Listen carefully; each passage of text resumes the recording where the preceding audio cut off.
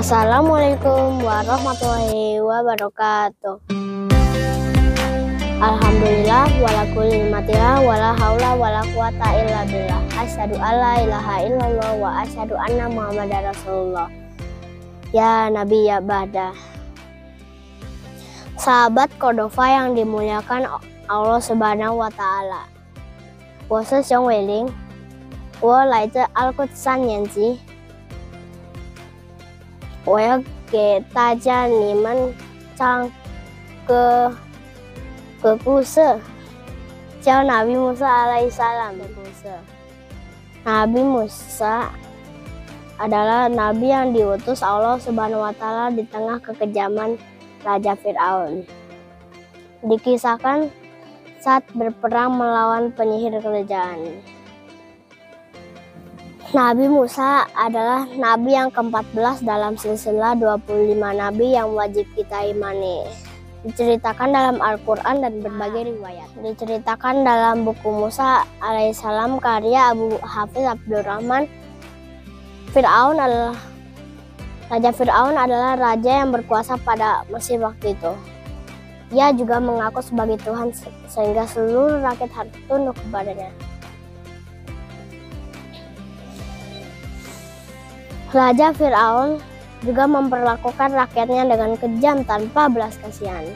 Ia memeras pajak yang tinggi dan menjadikan kaum Bani Israil sebagai budak-budak kerajaan.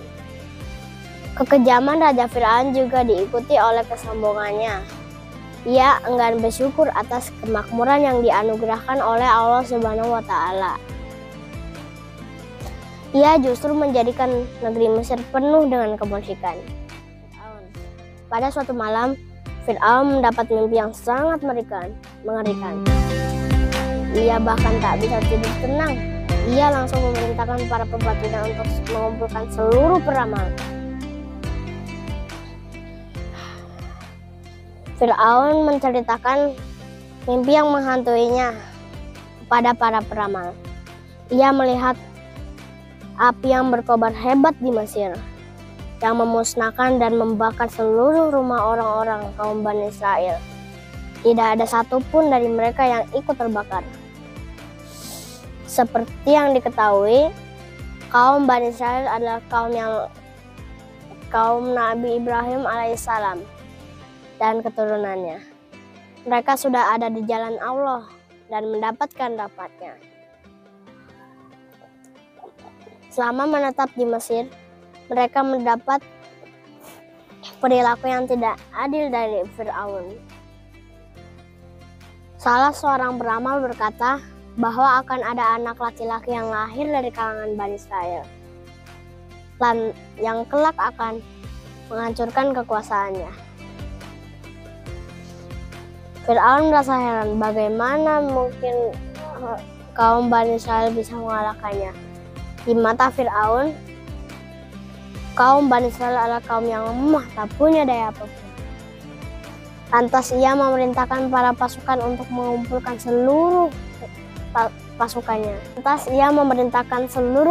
Untuk membunuh bayi laki-laki yang lahir dari kalangan Bani Israel.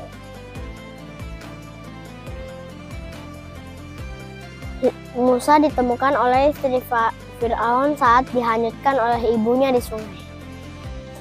Saat sudah menginjak dewasa, tanda-tanda mimpi buruk Fir'aun kian nyata.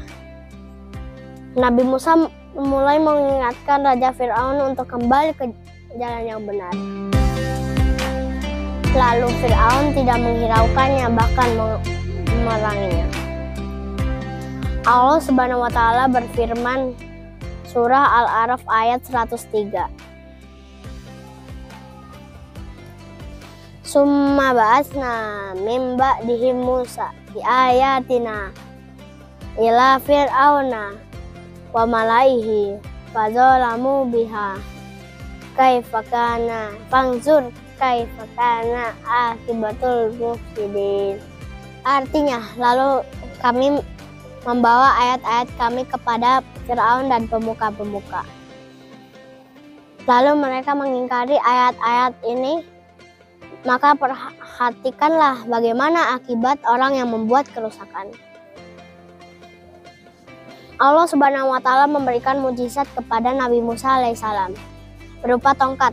Tongkat itulah yang membantu Nabi Musa dalam menyelamatkan kaum Bani Israel. Diceritakan dalam berbagai riwayat, tongkat milik Nabi Musa dapat berubah menjadi ular saat berperang melawan penyihir kerajaan. Pukulan tongkat juga bisa mengeluarkan air saat Nabi Musa dan kaumnya hidup di gurun yang tandus. Tongkat itulah yang Nabi Musa gunakan untuk membelah Laut Merah.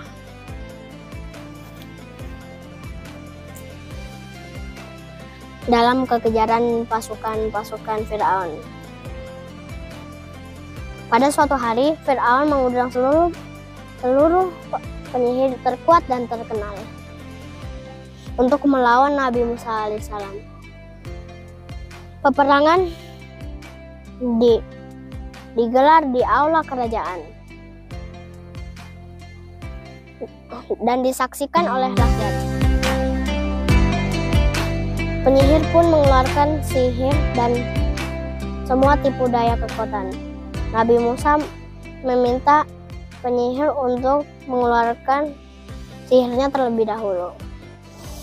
Kemudian atas izin Allah Subhanahu wa Ta'ala, Nabi Musa melempar tongkatnya dan menelan seluruh yang dikeluarkan oleh penyihir. Akhirnya, para ahli sihir kerajaan tunduk dan bersujud kepada Nabi Musa alaihissalam.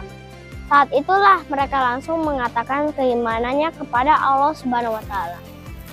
这些是我给大家讲的故事，希望对大家有用。Wassalamualaikum warahmatullahi wabarakatuh.